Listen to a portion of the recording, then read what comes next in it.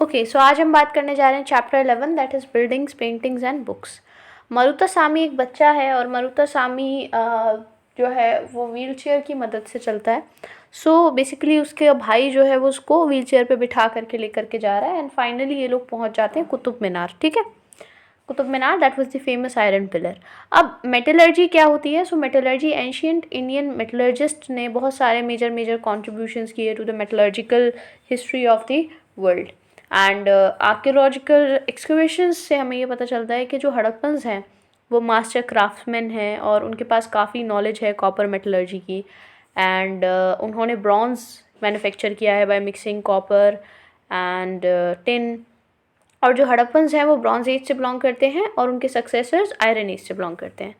तो India highly advance type के iron forged iron या फिर रॉट आयरन प्रोड्यूस कर रही है, जैसे और कास्ट आयरन उस टाइम पे। अच्छा, अब जब हम आयरन पिलर की बात कर लेते हैं तो आयरन पिलर जो मेहरौली में है दिल्ली में, वो एक रिमार्केबल एग्जांपल है स्किल का इंडियन क्राफ्ट पर्सन्स की। और ये आयरन का बना हुआ है, 7.2 मीटर्स इसकी हाइट है और इसका वेट 3 टन के करीब है। और 1500 साल पहले ये बना था। हम ये जानते हैं कि जो डेट हम इसलिए जानते हैं क्योंकि एक इंस्क्रिप्शन है पिलर पे जो कि एक रूलर का नाम बताता है जिसका नाम चंद्र है। और प्रोबेबली चंद्र जो रूलर है वो गुप्ता डायनेस्टी से बिलोंग करता होगा शायद।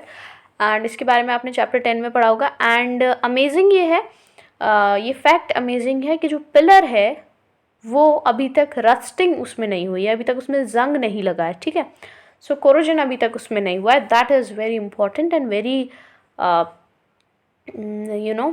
Amazing fact, because iron open में खड़ा हुआ है एंड फिर भी उस पर रस्टिंग नहीं हो रही है, मुश्किल बात है। बिल्डिंग्स की बात करें तो ब्रिक और स्टोन में दोनों में हमें बिल्डिंग मिलती है। इवन आज भी अगर आप दिल्ली जाओ तो आप अगर रास्ते पे जा रहे हो रोड पे तो आप ये देख लोगे कि वहाँ पे कुछ ना कुछ ऐसी बिल्डिंग्स आपको देखने को मिल जाएंगी, टूटी हुई हैं लेकिन उसमें बड़े बड़े पत्थर रखे हुए हैं एंड दीवारें जो हैं वो बड़े बड़े पत्थर से बनी हुई हैं। सो जो स्किल है क्राफ्ट पर्सन्स की वो बिल्डिंग्स में हमें दिखाई देती है। जो बिल्डिंग सर्वाइव कर गई हैं उनमें हमें दिखाई देती है। जैसे स्तूपा है तो स्तूपा के अंदर हम उनकी स्किल, उनकी आर्ट को देखते हैं। अच्छा, जो वर्ड स्तूपा है उसका मतलब होता है माउंट। ठीक है, एक गुम्बद टाइप का कुछ।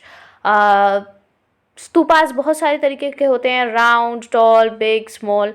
एंड इनके कुछ कॉमन फीचर भी होते हैं। जनरली एक छोटा सा बॉक्स होता है जिसको सेंटर पे या हार्ट पे रखा जाता है स्तूपा के, और इसके अंदर बॉडीली रिमेन्स हो सकते हैं जिसके टीथ, बोन या एशेस बुद्धा की या उनके फॉलोअर्स की, या फिर ऐसी कुछ चीज़ें हो सकती हैं जो उन्होंने यूज़ की, या कोई प्रेशियस स्टोन हो सकता है या कॉइन हो सकता है। तो स्तूपा के सेंटर में ये चीज़ होती है, एक बॉक्स होता है। ठीक है, सो छोटा सा बॉक्स होता है।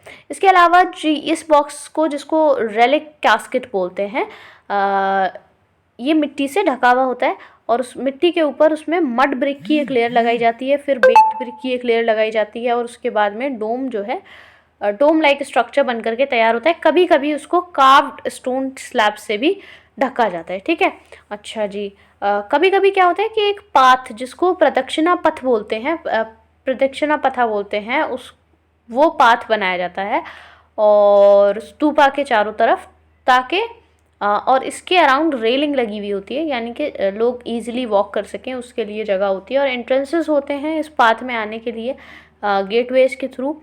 डिवोटीज स्तूपा के अराउंड वॉक कर सकते हैं क्लॉकवाइज डायरेक्शन में as a mark of devotion.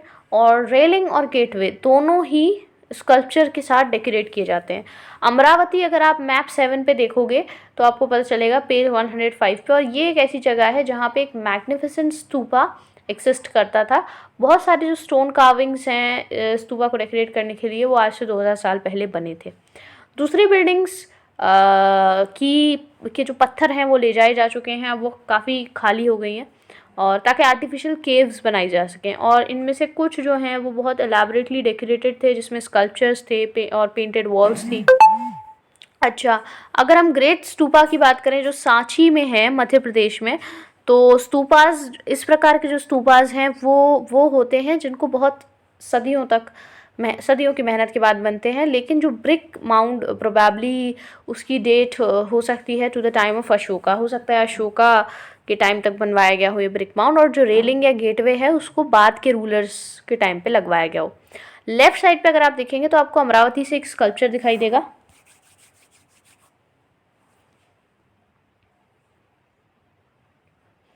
Amravati से एक स्कल्पचर दिखाई देगा और आप पिक्चर्स पे देख सकते हो और ये समझने की कोशिश कर सकते हो कि इन पिक्चर्स में क्या डिस्क्राइब किया गया है, ठीक है। सो इतना विजिबल तो नहीं है, चलिए आगे बढ़ते हैं। क्या होता है कि जो डिवोटीज होते हैं ना, वो स्तूपा के अराउंड एक क्लॉकवाइज डायरेक्शन में वॉक करते हैं, ठीक है। प्रदक्षिणा as a mark of devotion, इसको प्रदक्षिणा बोलते हैं। और दोनों रेलिंग्स और गेटवे स्कल्पचर से डेकोरेटेड होते हैं, ठीक है। तो प्रदक्षिणा पथ बनाया जाता है और वो डिवोशन शो करने के लिए होता है। लोग वहाँ वॉक करेंगे तो वो अपना डिवोशन शो करेंगे, अपनी भक्ति शो करेंगे। अमरावती देखिए मैप 7 पे कहाँ है, पेज 105 पे। और ये वो जगह है जहाँ पे एक मैग्निफिसेंट स्तूपा है, कभी एग्जिस्ट करता था। इसकी बहुत सारी जो स्टोन कार्विंग्स हैं डेकोरेटिंग स्तूपा को डेकोरेट करने के लिए, वो आज से 2000 साल पहले बनी थी। बहुत सारी दूसरी बिल्डिंग्स में से पत्थर ले जाए जा चुके हैं आर्टिफिशियल केव बनाने के लिए, और इनकी काफ़ी एलैबोरेटली डेकोरेटेड वॉल्स थी और स्कल्पचर्स थे, पेंटेड थी। अच्छा, कुछ अर्लीस्ट हिंदू टेम्पल्स की अगर हम बात करें तो वो भी इसी समय बने, और कुछ डीटीज़ जैसे कि विष्णु, शिव, दुर्गा, वो इन्हीं में वर्शिप किए जाते थे, इन्हीं श्राइन्स में। जो सबसे महत्वपूर्ण पार्ट है टेम्पल का वो था वो रूम जिसको गर्भगृह बोला जाता है, ठीक है। गर्भगृह जहाँ पे चीफ डीटी की इमेज को रखा जाता था। यहीं पर सारे प्रीस्ट अपने रिलीजियस रिचुअल्स परफॉर्म करते थे और डिवोटीज़ अपनी वर्शिप टू द डीटी यानी डीटी के लिए अपनी भक्ति शो किया करते थे। अच्छा, अगर हम बात करें ऑफन एज एट भितारगांव, जैसे ज़्यादातर जब हम देखते हैं तो ऐसे एक जगह भितारगांव है तो वहाँ पर एक टावर है जिसका नाम है शिखरा। शिखरा गर्भगृह के टॉप पे बनाई गई है। शिखरा जो बनाई गई है वो गर्भगृह के टॉप पे बनाई गई है, ये मार्क करने के लिए कि ये एक सेक्रेट प्लेस है। बिल्डिंग शिखरा बनाने के पीछे जो प्लानिंग लगी होगी वो काफ़ी केयरफुल प्लानिंग लगी होगी, उसमें ज़रूरत लगी होगी केयरफुल प्लानिंग की। और ज़्यादातर जो टेम्पल्स हैं उनके अंदर भी एक स्पेस होता है जिसको मंडपा बोलते हैं, मंडप। और एक हॉल होता है जहाँ पे लोग असेंबल हो सकें, है ना। अच्छा, महाबलीपुरम ढूंढिए और आई होल ढूंढिए ऑन मैप 7 पेज 105। कुछ फाइनेस्ट स्टोन टेम्पल्स की अगर हम बात करें तो वो इन टाउन्स में बने स्टोन टेम्पल्स, और इनमें से कुछ यहाँ पे शो किए गए। एक अर्ली टेम्पल भितारगांव का है, ये उत्तर प्रदेश का। इसके बाद ये आज से 1500 साल पहले बना और बेक्ड ब्रिक का, स्टोन का बना। टॉप राइट पे हम मोनोलिथिक टेम्पल देखते हैं महाबलीपुरम पे, और इन दोनों को ही पत्थर से कार्व करके बनाया गया, ठीक है। सो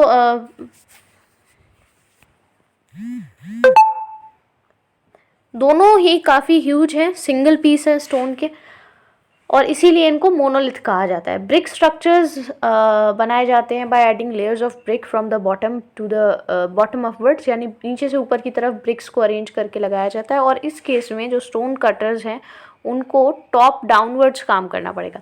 अच्छा, अब उन प्रॉब्लम्स की लिस्टिंग कीजिए जो स्टोन कटर्स को फेस करनी पड़ी होंगी। राइट पे हम ये देखते हैं कि दुर्गा टेम्पल है आईहोल का, जो कि आज से 1400 साल पहले बनाया गया, ठीक है। अच्छा, ये हो गया आपका महाबलीपुरम और आईहोल, आपको मैप 7 पे ढूंढना था।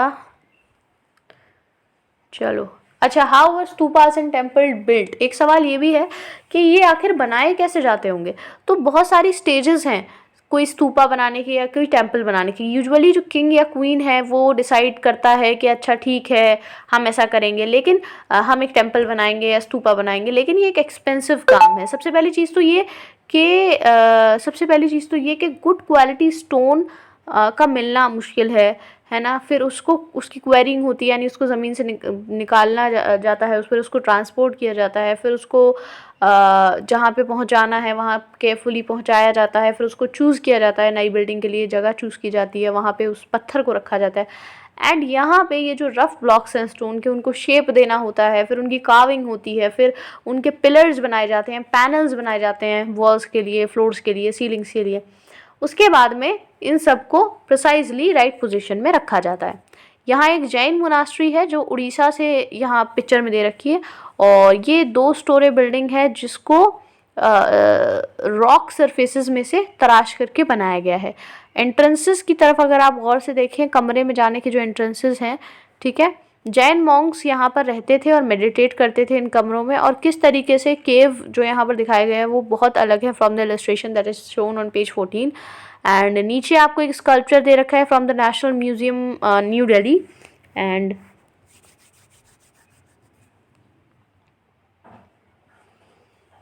can you see how some of the cave may have been hollowed out? क्या आप देख सकते हो कि किस तरीके से कुछ caves को खाली किया गया होगा, है ना। अच्छा, किंग्स और क्वींस प्रोबेबली पैसा खर्च करते थे अपने खजाने से और क्राफ्ट पर्सनस को पे करते थे जो कि यहाँ पर काम करते थे इन स्प्लेंडेड स्ट्रक्चर्स के ऊपर, ठीक है। इसके अलावा जब डिवोटीज़ यहाँ आते थे इन टेम्पल्स को देखने या इन स्तूपास को देखने, तो वो अपने साथ गिफ्ट लेकर के आते थे जो कि बिल्डिंग के डेकोरेशन के लिए यूज़ होती थी। जैसे एक एग्जांपल अगर हम लें तो एक एसोसिएशन है आइवरी वर्कर की, वो ब्यूटीफुल उसको पेमेंट दिया जाता है for the beautiful gateway work at Sanchi, for the beautiful gateway at Sanchi. So this was one of the examples.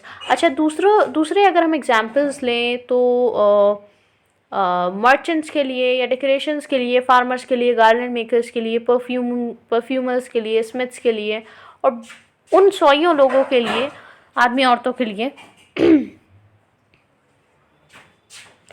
कैसे उनको पे किया जाता होगा, ठीक है, कैसे उनको पेमेंट दिया जाता होगा। तो उसके लिए उनका सिर्फ नाम रेलिंग पे या पिलर पे कहीं पे लिखवा दिया जाता था, इंस्क्राइब करवा दिया जाता था, दैट वाज द पेमेंट। तो जब आपको एक चांस मिलता है to visit any of these buildings, आप ये याद रखो कि कितने सारे लोगों ने काम किया होगा इसके कंस्ट्रक्शन में और इसके डेकोरेशन में। एक डायग्राम बनाइए जैसा कि आपको पेज 88 पे दे रखा है चैप्टर 8 में, और ये दिखाने के लिए कि स्टेजेस क्या हैं टेम्पल बिल्डिंग या स्तूपा की। अच्छा, अब हम पेंटिंग की बात करें तो अजंता अगर आप मैप 7 पे ढूंढोगे पेज 105 पे, तो ये वो जगह है जहाँ पे बहुत सारे केव्स को खाली किया गया है ना, हिल में से हॉलो करके केव्स को खाली किया गया। सेंचुरीज़ के का ये प्रोसेस था, काफ़ी सदियों तक चला, और इनमें से ज़्यादातर मोनास्ट्रीज बुद्धिस्ट मॉन्क की थी एंड कुछ डेकोरेटेड थी पेंटिंग्स से। यहाँ पे कुछ एग्जांपल्स हैं, क्योंकि जो केव्स हैं वो डार्क होते हैं, अंदर से अंधेरे होते हैं काफ़ी, तो इनमें से ज़्यादातर जो पेंटिंग्स हैं वो टॉर्च की लाइट में बनाई गई होंगी। और प्लांट्स और मिनरल्स, सॉरी जो कलर्स हैं जो कि काफ़ी विविड होते थे, वो 1500 साल पुराने हैं, लेकिन फिर भी 1500 साल बाद भी मतलब काफ़ी वो विविड कलर्स हैं। तो वो प्लांट्स और मिनरल्स से बनते हैं, और जो आर्टिस्ट हैं जिन्होंने इन स्प्लेंडेड वर्क्स को क्रिएट किया है आर्ट के, वो आज भी हमारे लिए अननोन रहते हैं। हम नहीं जानते कि किसने ये बिल्डिंग्स, किसने ये ब्यूटीफुल वर्क बनाया है। अच्छा, अगर हम अजंता से पेंटिंग देखें तो हमें पता चलता है that this was painting. And describe कीजिए आप क्या देखते हैं इन सभी पेंटिंग्स में। अच्छा, द वर्ल्ड ऑफ बुक्स यानी किताबों की दुनिया। तो some of the best known epics यानी जो सबसे अच्छी एपिक्स हैं वो इसी पीरियड में लिखी गई हैं। सबसे पॉपुलर एपिक्स जो हैं वो इसी पीरियड में लिखी गई हैं। एपिक्स क्या होती हैं? एपिक्स एक बहुत बड़ी लॉन्ग कंपोजिशन होती है हीरोइक मैन और वुमेन के बारे में, और इसमें स्टोरीज़ होती हैं गॉड्स के बारे में, है ना। एक फेमस तमिल एपिक है सिलापट्टिकारम, और इन्हें ये जो एपिक है ये एक पोइट ने लिखी थी जिनका नाम था इलानगो, जो कि आज से 1800 साल पहले लिखी होगी। और ये एक मर्चेंट की कहानी है जिसका नाम है कोवलन, जो कि पुहार नगरी, पुहार जगह पर रहता है, जगह का नाम पुहार है, वहाँ वो रहता है।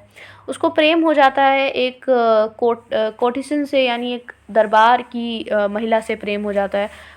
उनका नाम माधवी है, और इस सब में, इस प्रेम में वो अपनी वाइफ को, निगलेक्टिंग हिज वाइफ, वो अपनी वाइफ कन्नगी को बिल्कुल निगलेक्ट कर देते हैं। निगलेक्ट करने के बाद क्या होता है, बाद में कन्नगी, वो और कन्नगी ने पुहार छोड़ा, वो मदुरई गए। मदुरई में उन पर झूठा इल्ज़ाम लगा चोरी का, कि उन्होंने पांड्य राजा की कोर्ट के ज्वेलर ने उन पर एक झूठा आरोप लगा दिया कि इन्होंने चोरी की है, ठीक है। उसके बाद में जो किंग हैं उन्होंने कोवलन को मृत्युदंड दे दिया, यानी उन्हें मरवा दिया। कन्नगी, जो कि अब भी बहुत प्रेम करती थी अपने पति से, कोवलन से, वो दुख से भरी हुई थी, उसे काफ़ी गुस्सा आ रहा था कि ऐसा अन्याय इन्होंने क्यों किया, और उन्होंने पूरे इस सब से पूरा जो शहर है वो डिस्ट्रॉय हो गया। पुहार नगरी जो थी, मदुरई जो था वो पूरा डिस्ट्रॉय हो गया। So this was one of the story that was very famous. तो एक डिस्क्रिप्शन हम शिलापट्टिकारम से लेंगे यहाँ पर शिलापट्टिकारम को समझने के लिए, ठीक है।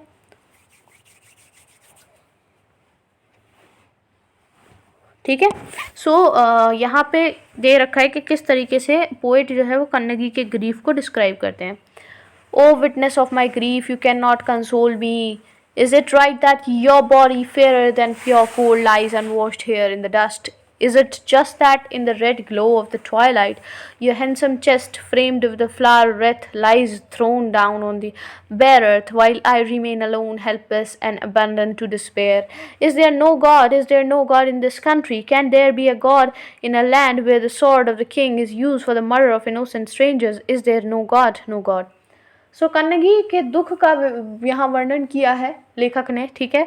वो बताना चाह रहे हैं कि कन्नगी कितनी परेशान है। वो अपने हस्बैंड की थोड़ी तारीफ़ कर रही है कि तुम्हारा रंग खरे सोने से भी ज़्यादा चमकदार है, और तुम आज यहाँ पर इस तरीके से, तुम्हारी बॉडी डस्ट में लुथड़ी हुई लेटी हुई है, और तुम्हारा जो चेस्ट है वो कितना हैंडसम है, और जो रेड ग्लो है उसको वो डिस्क्रिप्शन कर रही है कि वो रेड ग्लो जो है टॉयलाइट का, तुम्हारा हैंडसम चेस्ट जो कि फ्लावर रेत से ढका हुआ है, और अब वो जो है वो नंगी धरती पे पूरा पड़ा हुआ है, यानी कोई कपड़ा भी नहीं बिछा हुआ है, और वो बिल्कुल तुम ऐसे ही ज़मीन पर पड़े हुए हो, डस्ट में बिल्कुल तुम पूरी तरह डस्ट तुम्हारी बॉडी पे लग गई। मतलब तुम इतने हैंडसम हो, तुम इतने अच्छे हो, फिर भी आज तुम, ये क्या हो रहा है, और तुम मुझे अकेले छोड़ करके चले गए हो यहाँ पर। मैं हेल्पलेस हो गई हूँ, तुमने मुझे अबेंडन कर दिया, तुमने मुझे छोड़ दिया है, और तुमने मुझे मेरे फेट पे छोड़ दिया। मतलब ये तुम ठीक नहीं कर रहे हो। वो अपने हस्बैंड से एक्चुअली शिकायत कर रही है। जब हस्बैंड की मृत्यु हो जाती है तो उसके बाद जब राजा उन्हें मरवा देता है तो उसके बाद वो अपने हस्बैंड से शिकायत कर रही है, जब हस्बैंड की बॉडी वहाँ पर पड़ी हुई है, कि तुम तो इतने हैंडसम हो और डस्ट में इस तरीके से तुम पड़े हुए हो, ये मुझे अच्छा नहीं लग रहा है। वो इस अपने दुख का विवरण कर रही हैं, और वही उसी का जो डिस्क्रिप्शन है, वर्णन है, वो राइटर ने किया है। सो काफ़ी अच्छी स्टोरी है। फिर इसके बाद में पूरा जो मदुरई है वो तबाह हो जाता है, ठीक है। दूसरी तमिल एपिक है जिसका नाम है मणिमेकलाई। मणिमेकलाई को सत्तानर ने कंपोज किया अराउंड 1400 ईयर्स अगो, यानी आज से 1400 साल पहले। और इसके अंदर हम देखते हैं, हमें स्टोरी मिलती है of the daughter of कोवलन and Madhavi, ठीक है। यानी कि पहली वाली स्टोरी आपने देखी कि कन्नगी और कोवलन की स्टोरी थी, वो अब कोवलन और माधवी की बेटी की कहानी हमें देखनी है मणिमेकलाई में। ये ब्यूटीफुल कंपोजिशंस खो गई by the scholars, were lost to the scholars for many centuries. यानी ये सब कंपोजिशंस स्कॉलर्स के पास नहीं थी, लेकिन बाद में जब इनकी मैन्युस्क्रिप्ट रीडिस्कवर हुई तब उसके बाद में 100 साल बाद हमें पता चला that these were also the beautiful stories. अच्छा, दूसरे राइटर्स हैं जैसे कि कालिदास हैं। तो कालिदास हैं जिनके बारे में आप चैप्टर 10 में पढ़ चुके हो, जो संस्कृत में लिखते हैं, ठीक है।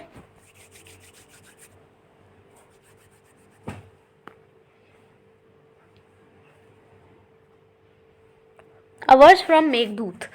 अच्छा, यहाँ मेघदूत की हम एक आयत, एक लाइन पढ़ेंगे। मेघदूत एक बहुत अच्छी कविता है, ठीक है। और कालिदास जो कुछ लिखते हैं, अगर हम उसका ट्रांसलेशन भी पढ़ें तो हमें ये देखने को मिलता है दैट जो ब्यूटी है, जो अंडरस्टैंडिंग है ना कालिदास की, दैट इज़ वेरी डीप। तो यहाँ पे एक वर्स है जो कि कालिदास की बेस्ट नोन पोएम मेघदूत से ली गई है, जिसमें एक मॉनसून क्लाउड इमेजिन किया गया है कि वो एज अ मैसेंजर काम कर रहा है। वो मैसेज लेके आ रहा है दो लवर्स के बीच में, दो प्रेमियों के बीच में वो मैसेज लेकर के आ रहा है, एक क्लाउड। और ये जो दो प्रेमी हैं ये एक दूसरे से सेपरेट हो चुके हैं। सो बेसिकली ये कहानी, ऐसा मानना है कि कालिदास ने शायद ये जो पोएम्स लिखी हैं, या जो एपिक्स तो नहीं कहेंगे, जो पोएम्स लिखी हैं वो बेसिकली वो अपनी स्टोरी डिस्क्राइब कर रहे होते हैं ज़्यादातर में। तो see how the poet describes the breeze that will carry the cloud northwards. A cold breeze, delightful as it is touched with the fragrance of the earth, swollen by your showers, inhaled deeply by elephants and causing the wild figs to ripen, will blow gently as you go. तो ये एक part है उसका। यहाँ आप देख सकते हो ना किस तरीके से उन्होंने वर्ड्स को चूज़ किया है और किस तरीके से वो डिस्क्राइब कर रहे हैं। अच्छा, क्या आपको लगता है कि कालिदास को as a lover of nature describe किया जा सकता है? बिल्कुल किया जा सकता है, क्योंकि इतने अच्छे से नेचर को समझने वाला बंदा है ना। जब आप आगे पढ़ेंगे इन योर इंग्लिश बुक्स के, आप जो नेचर को समझने वाले और भी कई अच्छे राइटर्स हैं जो नेचर पे अच्छा लगते हैं, लेकिन कालिदास को हम एक लवर ऑफ नेचर कह सकते हैं, एक नेचर लवर कह सकते हैं, ठीक है, क्योंकि नेचर को इतने अच्छे से समझना, इतने प्यार से डिस्क्राइब करना, वो बहुत इंपॉर्टेंट है। अच्छा, now recording and preserving old stories, एक बहुत महत्वपूर्ण चीज़ ये भी है कि जो ओल्ड स्टोरीज़ हैं, जो पुरानी कथाएं हैं, उनको रिकॉर्ड किया जाए और उनको प्रिजर्व किया जाए। तो बहुत सारे हिंदू रिलीजियस स्टोरीज़ हैं जो कि सर्कुलेशन में थे, पहले सर्कुलेशन में थे, फिर उनको लिखा गया उसी समय, उसके बाद में उनको पुराण में इंक्लूड किया गया। पुराण का मतलब होता है, लिटरल मीनिंग होता है पुराना, यानी ओल्ड, ठीक है, ओल्ड या पुराना। तो जो पुराण है उनके अंदर स्टोरीज़ हैं about the gods and goddesses, देवी देवताओं के बारे में स्टोरीज़ हैं।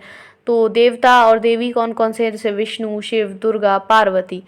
तो इनमें डिटेल्स हैं किस तरीके से उनकी वर्शिप होती है, इसके वर्शिप होनी चाहिए। एंड इसके अलावा ऐसे अकाउंट्स भी हैं जहाँ पे क्रिएशन ऑफ द वर्ल्ड के बारे में, किंग्स के बारे में जानकारी दे रखी है।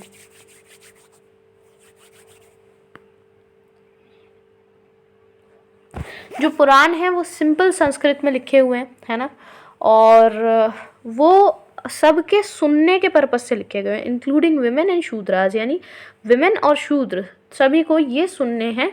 और इनको वेद पढ़ना अलाउड नहीं था, विमेन और शूद्राज को, लेकिन इनको पुराण सुनना अलाउड है। एंड प्रोबेबली इनको टेम्पल्स में प्रीस्ट पढ़ते होंगे और लोग इनको सुनने आते होंगे, है ना। 2 संस्कृत एपिक्स हैं, महाभारत और रामायण, एंड काफ़ी लंबे समय तक बहुत फेमस रही। आप में से कुछ लोगों के लिए, आप में से कुछ लोग फेमिलियर हो सकते हो उन स्टोरी से। जो महाभारत है वो एक जंग के बारे में है जो कि कौरव और पांडवों के बीच में लड़ी गई। कौरव और पांडव आपस में भाई थे और इनके बीच में जो जंग हुई उसका नाम महाभारत था।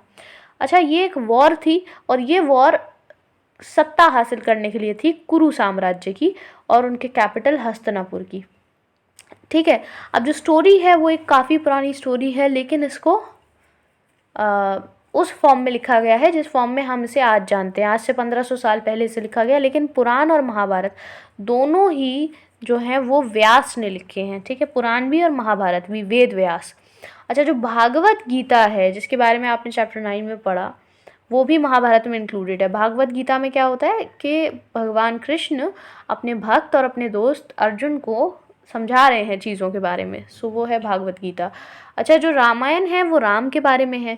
राम एक प्रिंस हैं कौशल साम्राज्य के और उनको फिर एक्साइल में भेजा गया है। उनकी वाइफ है सीता, जिनको लंका के राजा जो हैं वो उठा करके किडनैप करके ले जाते हैं, जिनका नाम रावण है, और राम को उनसे जंग लड़नी पड़ती है अपनी वाइफ को वापस लेने के लिए। वो जीत जाते हैं, अयोध्या वापस आते हैं, उनका कैपिटल है अयोध्या, कौशल राज्य का कैपिटल है अयोध्या। अपनी जीत के बाद वो वापस आते हैं अयोध्या। और महाभारत की तरह ये एक ओल्ड स्टोरी है और बाद में इसको लिखा गया है, ठीक है। अच्छा, वाल्मीकि को हम as a author of the Sanskrit Ramayana recognise करते हैं, यानी संस्कृत भाषा में जो रामायण है उसके ऑथर कौन थे, वाल्मीकि थे। कुछ और वर्जन्स भी हमें देखने को मिलते हैं जिनमें से बहुत सारे परफॉर्म्ड वर्जन्स हैं महाभारत के और रामायण के। पॉपुलर इनमें सबसे ज़्यादा है जो कि काफ़ी पॉपुलर है in different parts of the sub continent. अच्छा, एक वर्जन अपने स्टेट का ढूंढिए और उसके बारे में कुछ बताइए। जैसे आप जिस भी स्टेट से बिलोंग करते हैं वहाँ पे कोई ना कोई वर्जन मौजूद होगा महाभारत और रामायण का, उसके बारे में पता लगाइए और बताइए। सो स्टोरीज़ पता लगाइए उसके बारे में। Stories told by ordinary people, आम आदमी भी थोड़ी थोड़ी कहानियाँ उन्हें भी पता होती हैं तो वो भी आपस में सुनाते रहते हैं। तो ऑर्डिनरी पीपल भी जो है वो भी स्टोरी सुनाते हैं, पोएम्स कंपोज करते हैं, सॉन्ग्स कंपोज करते हैं, गाने गाते हैं, डांस करते हैं, प्लेज परफॉर्म करते हैं। इनमें से कुछ प्रिजर्व हो जाते हैं in the collection of stories, जैसे कि जाटका या पंचतंत्रा, उसको फिर लिखा जाता है, इसी टाइम पे उसको फिर लिखा जाता है। और स्टोरीज़ जो हैं जाटका से उनको रेलिंग्स पे, स्तूपा की रेलिंग्स पे, पेंटिंग्स में, अजंता की पेंटिंग्स में हम देखते हैं कि वो स्टोरीज़ जाटका की हमें देखने को मिल रही हैं। ऐसी एक स्टोरी यहाँ पे दे रखी है, the story of monkey king, यानी वानर राज की कथा। सो एक समय की बात है, क्या हुआ कि एक बहुत महान मंकी किंग थे, यानी वानर राज थे, जो कि गंगा के तट पर रहते थे हिमालय में। उनके 80,000 भक्त थे, फॉलोअर्स थे, और वो स्पेशल मैंगो ट्री का फल खाया करते थे जो कि बहुत मीठा होता था। ऐसे ख़ास तरीके के आम प्लेन्स पे ग्रो नहीं करते हैं, ठीक है। एक दिन एक पका हुआ आम नदी में गिर गया और बहता बहता वाराणसी आ गया। वहाँ का जो राजा था उस शहर का, वाराणसी का, वो नदी में नहा रहा था। उसे वो आम मिल गया। अब आम मिल गया तो जब उसने उसे टेस्ट किया तो उसको बहुत हैरानी हुई कि इतना टेस्टी। उसने जंगल वाले लोगों से पूछा कि क्या वो इस पेड़ को उस राजा के लिए ढूंढ के ला सकते हैं, और उसके बाद में उन्होंने हिमालय उन्हें भेज दिया। अब वहाँ पे जो राजा है और उसके जो कोर्टियर्स हैं उनका मैंगोज थे उनके पास। तो रात में क्या हुआ कि जो किंग है उसे पता चला कि जो मंकीज़ हैं वो भी ये फल खा रहे हैं, और राजा ने ये डिसाइड किया कि अब वो उन्हें मार देगा। ठीक है, लेकिन जो मंकियों के जो राजा थे, वानर राज जो थे, उन्होंने एक प्लान बनाया अपने फॉलोअर्स को बचाने का। उन्होंने क्या किया, मैंगो ट्री की सभी ब्रांचेस तोड़ दिए और उनको सबको जोड़ दिया, सभी ब्रांचेस को एक ब्रिज बनाने के लिए, रिवर के अक्रॉस एक ब्रिज बनाने के लिए उन सबको जोड़ दिया। और वो एक एंड पे रहे, और जब तक सभी फॉलोअर्स ने रिवर को क्रॉस नहीं कर लिया वो एक एंड पे रहे। और बाद में जब वो काफ़ी ज़्यादा थक गए और ऐसा एफर्ट करते करते वो थक गए तो वो नीचे गिर गए और मर गए। अब जो ह्यूमन किंग है उसने ये देखा कि क्या हुआ, तो उसने अनसक्सेसफुली फिर मंकी को दोबारा जीवित करने का प्रयास किया। जब वो मर गया तो राजा को उसकी मरने पे काफ़ी अफसोस हुआ और उसने उसको काफ़ी रिस्पेक्ट दी उसके मरने के बाद। ये स्टोरी हमें एक पीस ऑफ स्कल्पचर पे देखने को मिलती है, जो कि हम एक स्तूपा से हमें मिलता है at Barhut in central India. Central India में बरहूत में हमें ये देखने को मिलता है। क्या आप आइडेंटिफाई कर सकते हैं कि स्टोरी का कौन सा हिस्सा स्कल्पचर में दिखाया गया है? आपको ऐसा क्यों लगता है कि इस स्टोरी को चूज़ किया गया होगा? अच्छा, चलिए आगे बढ़ते हैं। तो राइटिंग बुक्स ऑन साइंस, विज्ञान पर भी किताबें लिखी गई। ये वो समय था जब आर्यभट्ट, एक मैथमेटिशियन और एक एस्ट्रोनॉमर, उन्होंने एक पुस्तक लिखी संस्कृत में जिसको आर्यभट्टियम कहते हैं। और उन्होंने कहा कि दिन और रात अर्थ के रोटेशन की वजह से, क्योंकि अर्थ अपने एक्सिस पे रोटेट करती है तो इसकी वजह से दिन और रात होते हैं। और हमें ऐसा लगता है कि सन आ जा रहा है, रोज़ सन जो है वो सुबह में निकल जाता है, रात में चला जाता है, लेकिन सच्चाई ये है कि मूव सन नहीं कर रहा है, मूव अर्थ कर रही है। ठीक है, उन्होंने एक साइंटिफिक एक्सप्लेनेशन डेवलप किया इक्लिप्सिस के लिए।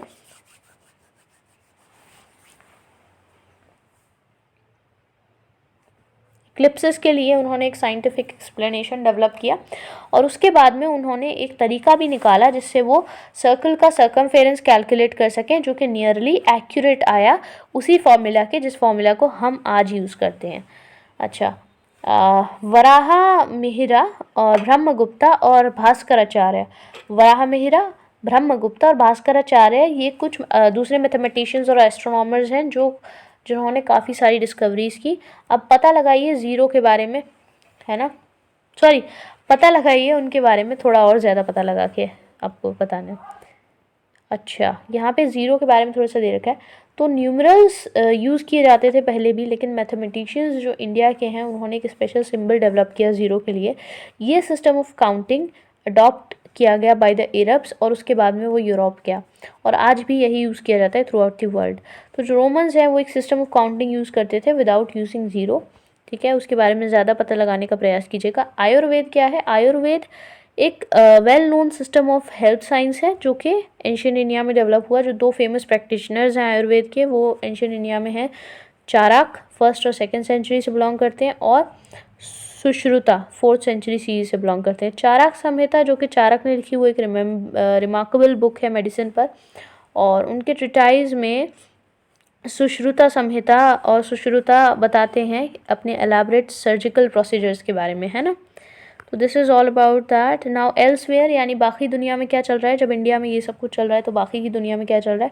तो पेपर एक पार्ट बन गया है डेली लाइफ का। बुक्स पढ़ी जाती हैं और छापी जाती हैं, और हम पेपर को राइटिंग के लिए भी यूज़ करते हैं। पेपर चाइना में इन्वेंट हुआ आज से 1900 साल पहले। एक आदमी है जिनका नाम है काइलून, और काइलून ने प्लांट फाइबर्स को बीट किया, क्लॉथ को बीट किया, रोप को बीट किया, बार्क ऑफ ट्रीज़ को बीट किया, सोक किया उनको, इन सभी चीज़ों को पानी में सोख किया और उसके बाद में उसको प्रेस किया और उसमें से पानी निकाल दिया और फिर उस पल्प को सुखा लिया और इससे बन गया एक पेपर। आज भी जो पेपर हम यूज़ करते हैं, हैंडमेड पेपर अगर आप यूज़ करो तो वो भी इसी प्रोसेस से बनाया जाता है। ठीक है, अच्छा, जो टेक्निक है पेपर बनाने की वो एक क्लोजली गार्डेड सीक्रेट रही काफ़ी सदियों तक। फिर वो कोरिया पहुंची 1400 साल पहले आज से, और उसके बाद में वो जापान गई, और बगदाद में 1800 साल पहले पता था इस टेक्निक के बारे में, और बगदाद से वो यूरोप गई, अफ्रीका गई, और दूसरे पार्ट में गई एशिया के, इंक्लूडिंग द सब कॉन्टिनेंट यानी India. Now what were manuscripts in early India made out of? तो पपायरस और बार्क वगैरह आपको तो पता ही है ना। अच्छा, यहाँ पे कुछ एक फास्ट रिवीजन के लिए दे रखे हैं, डेट्स दे रखी हैं, है ना, सब इंपॉर्टेंट डेट्स हैं। अब यहाँ पे कुछ क्वेश्चंस हैं पेज नंबर 11 पेज नंबर 12 पे। इसके बाद में एक क्विक लुक है डेट्स के ऊपर, यहाँ पे एक मैप है। तो चैप्टर तो आपका यहीं पर ख़त्म हो रहा है वैसे, है ना। वो जो लास्ट के 2 पेज हैं वो कभी और देखेंगे हम। So let's, you are sitting in a mandap of a temple, describe the scene around you. आपके अराउंड क्या सीन होगा, डिस्क्राइब करो। स्तूपा क्या होता है, माउंड होता है। शिखरा क्या होता है, शिखरा इज द टावर। मंडप क्या होता है, गर्भगृह क्या होता है, और प्रदक्षिणा पथ होता है, circular path around the stupa. तो बच गए 2, शिखरा और गर्भगृह। तो place in temple where people could assemble, I think ये होगा। शिखरा तो नहीं होगा, शिखरा वो होगा जहाँ डीटी की इमेज इंस्टॉल की जाती है ना। Dash was a great astronomer, इनमें से कौन से एक ग्रेट एस्ट्रोनॉमर हैं। तो ये सब एक्सरसाइज फिर कभी करेंगे, एक आध क्वेश्चंस देख लेते हैं। List some steps that can be taken to make buildings and monuments accessible to differently abled people. Try and list as many uses of paper as you can. Okay, so this is all about this chapter. Thank you for watching the video, and please subscribe to my channel. If you like the video, then do hit the like button, and if you have any queries, then please go down to the comment section below and tell me about your queries. Thank you for watching this video.